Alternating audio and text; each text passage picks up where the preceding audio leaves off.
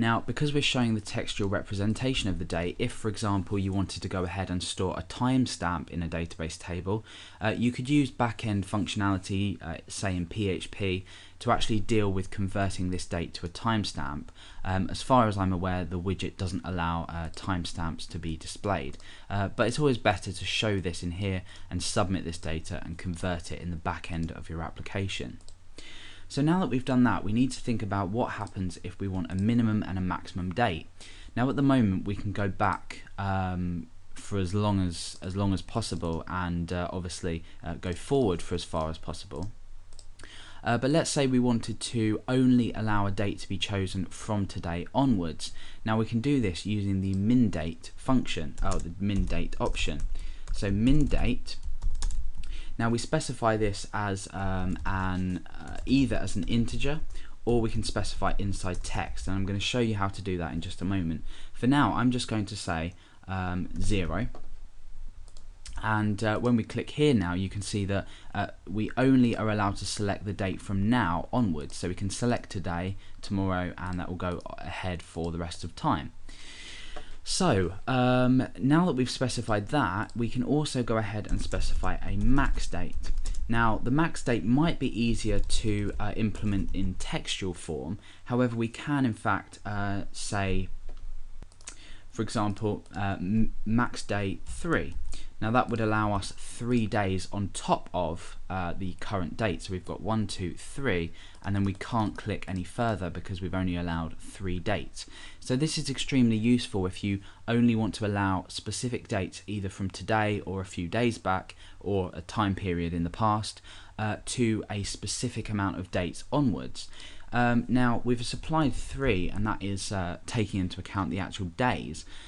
We can also do a textual representation of this. So for example, we could say plus 1 month, and that would only allow 1 month onwards. So let's refresh.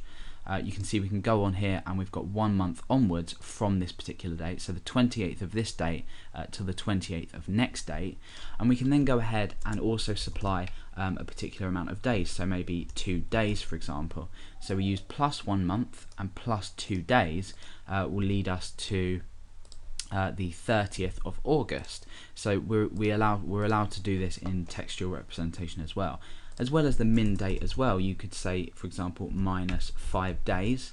This would then do is allow you to go 5 days, 1, 2, 3, 4, 5 days backwards as well. So with both these options, you can specify either an integer, which represents the amount of days, or you can specify it in a textual form as well.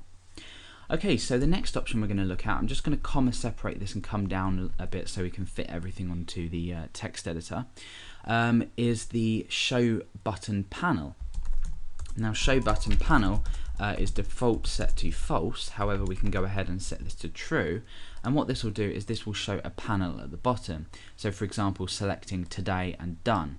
Now in this case, when we select a particular date, we automatically activate the done function in essence, and this will automatically close the date picker.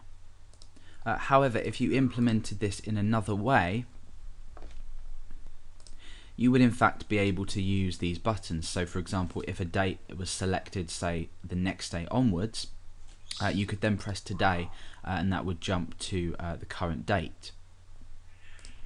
So for example, if you were, I don't know, wanted to show, like I said, show the tomorrow as the default date, you could then press today to select the day, and then if you wanted the user to select these but not close the box, you'd be able to click done and that will just remove the box.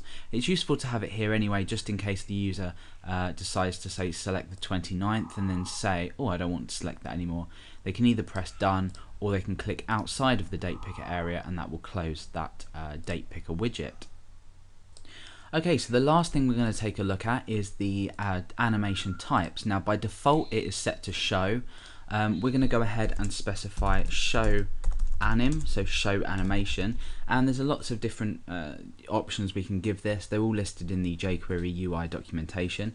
For example, we could choose bounce instead of the default show, and this will bounce in the box here, just depending on how, I guess, how animated you want the effect to look. For example, we could also choose fade in, and that would just fade in the date picker. Like I said, by default it is show, and when we refresh and click show, that will just pop out like that. If you wanted no animation whatsoever and you just wanted the date picker to appear, you can leave this blank here, and what that will do is it will just show it like this. Probably for more corporate or more important websites, I guess, however you want to describe them, the show option is a good idea because it just shows the date picker rather than including too much animation and making it look fake. So that's the date picker widget in the jQuery UI. As you can see, it's extremely easy to implement. By just using the default date picker widget on top of the form field that you want to show, you can easily implement this to attach to an input field.